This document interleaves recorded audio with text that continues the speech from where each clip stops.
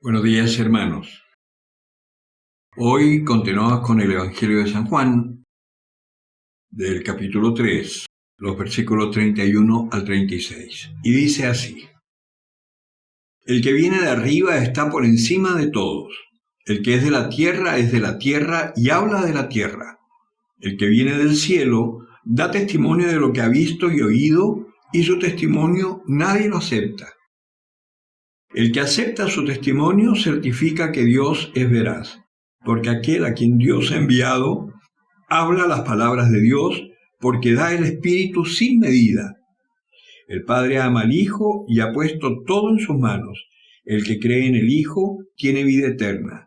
El que rehúsa creer en el Hijo no verá la vida, sino que la cólera de Dios permanece sobre él. Palabra del Señor. Acá hay mucha tela que cortar en este parrafito tan breve.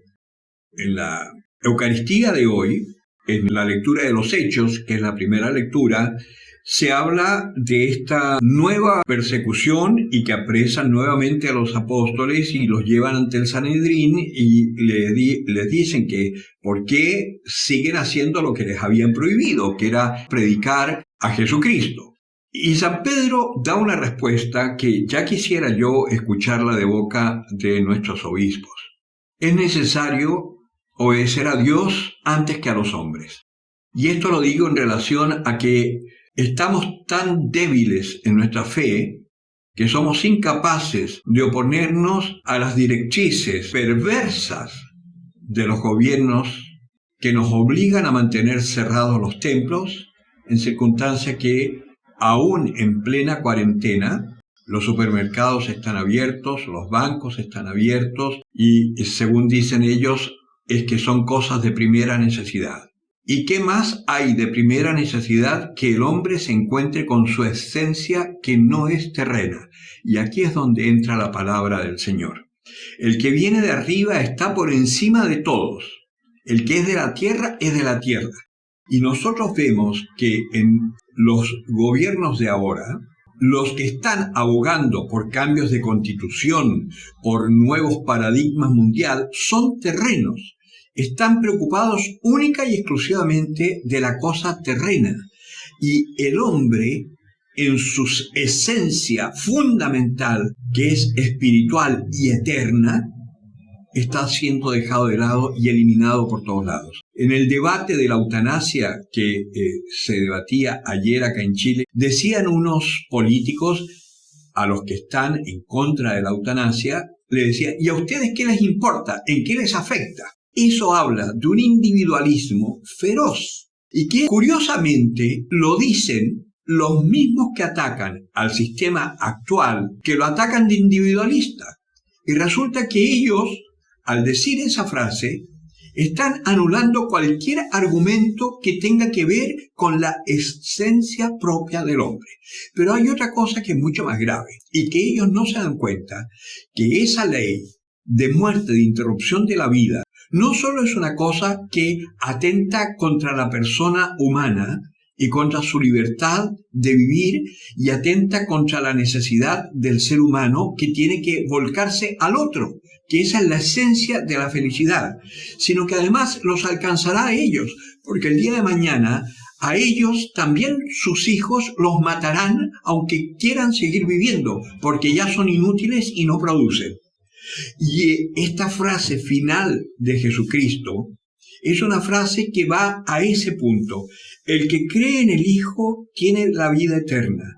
El que rehúsa creer en el Hijo no verá la vida, sino que la cólera de Dios permanece sobre él. Y esta cólera de Dios, ¿en qué se traduce en la vida cotidiana?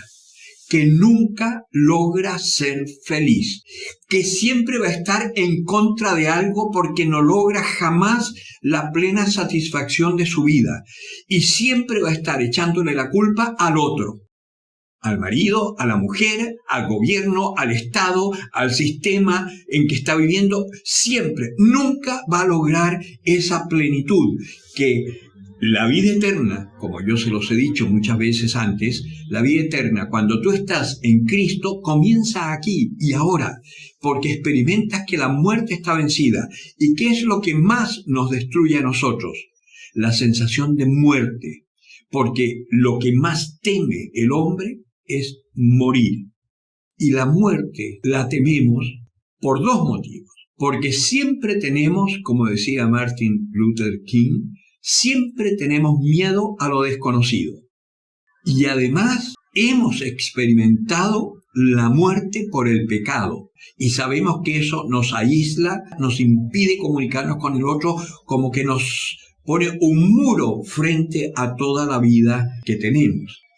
Y eso nos hace proyectarnos en esa soledad, angustia, con respecto a la otra vida.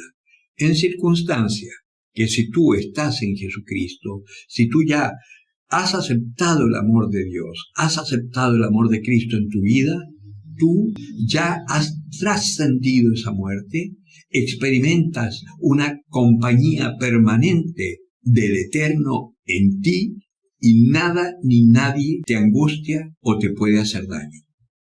Eso es lo que no saben aquellos que están por la eutanasia, que están por estas ideologías de muerte que nos están imponiendo desde las sombras. ¿Qué tenemos que hacer?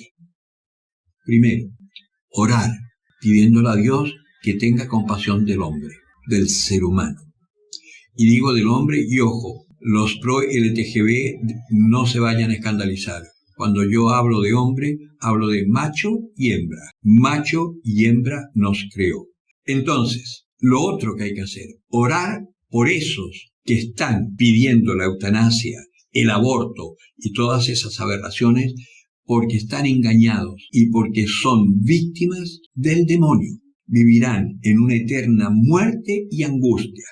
Acá en Chile hay muchos políticos jóvenes que están en esa parada. Y a mí me impresiona lo fuertemente concientizados que están haciendo cosas terribles y lo están haciendo muy bien, porque se trata de destruir, sobre todo, lo cristiano. Por eso, ánimo. A orar, a aceptar el testimonio de Dios, porque aquel a quien Dios ha enviado habla la palabra de Dios. Jesucristo y su Padre eran uno. Y nosotros, si aceptamos a Jesucristo, seremos uno con el Padre y tendremos también la fuerza y la luz del Espíritu para entender la verdad y ayudar a otros a encontrar esa verdad para que también sean libres aún en medio de esta tiranía que estamos viviendo en el mundo entero. El que tenga oídos para oír, que oiga.